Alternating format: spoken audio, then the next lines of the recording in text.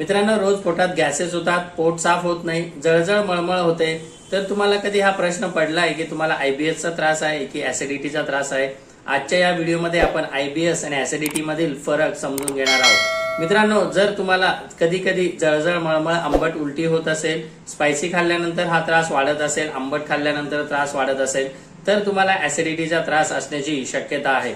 परंतु याबरोबर जर तुम्हाला पोटाशी संबंधित त्रास असेल, म्हणजेच काय तर पोट साफ न होणे, कॉन्स्टिपेशन किंवा जुलाब होणे, पोटामध्ये गॅसेस होणं, पोट फुगल्यासारखं वाटणं, पचन व्यवस्थित न होणं, स्ट्रेस वाढल्यानंतर हा त्रास वाढणं, पोट साफ झाल्यासारखं न वाटणं, ही लक्षणं जर असेल तर तुम्हाला आयबीएसचा त्रास असण्याची शक्यता आहे.